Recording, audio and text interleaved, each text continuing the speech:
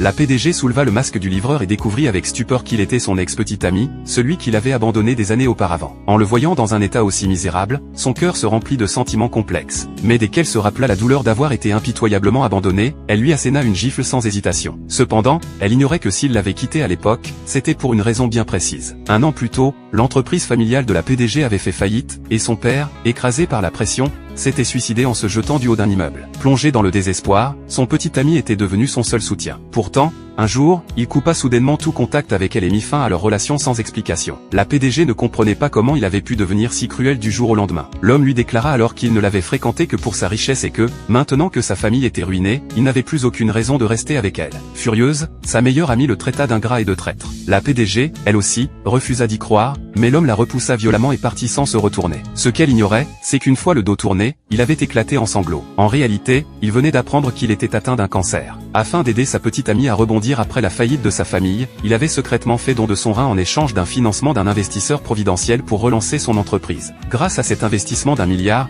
la société de la PDG non seulement survécut, mais devint un leader du secteur. Pendant ce temps, l'état de l'homme s'aggrava. Le cancer se propagea dans tout son corps. Les médecins lui annoncèrent que, s'il arrêtait de boire, il lui restait au maximum 1 mois à vivre. Sachant que sa fin était proche et que sa mère, hospitalisée, avait besoin d'argent pour une opération, il accepta toutes les livraisons possibles, tentant de gagner un peu plus d'argent. Ce jour-là, après un rendez-vous médical, il sortit de l'hôpital, tenant une photo de son ex-petite amie dans les mains et perdu dans ses pensées. Il heurta accidentellement sa meilleure amie. Furieuse, celle-ci lui donna une gifle. Sans un mot, il tourna les talons et s'éloigna. Le soir même, il livra un gâteau à un rassemblement d'anciens camarades de classe. Parmi eux se trouvait la PDG. Lorsqu'ils échangèrent un regard, elle eut une impression de déjà-vu. Pris de nervosité, il renversa accidentellement un verre de vin sur sa robe. Les invités commencèrent à l'humilier, affirmant qu'il n'avait pas les moyens de rembourser une robe aussi chère. Mais la PDG déclara qu'il n'avait pas besoin de la lui rembourser et qu'il pouvait partir. Au moment où il s'apprêtait à s'éclipser, quelqu'un le reconnut et prononça son nom. En entendant cela, la PDG s'avança rapidement et lui arracha son masque. Elle fut bouleversée en découvrant son identité. Voyant qu'elle l'avait reconnu, il s'excusa immédiatement et proposa de la rembourser pour la robe. Mais la PDG lui répondit qu'avec sa situation financière, il en était incapable et que, de toute façon,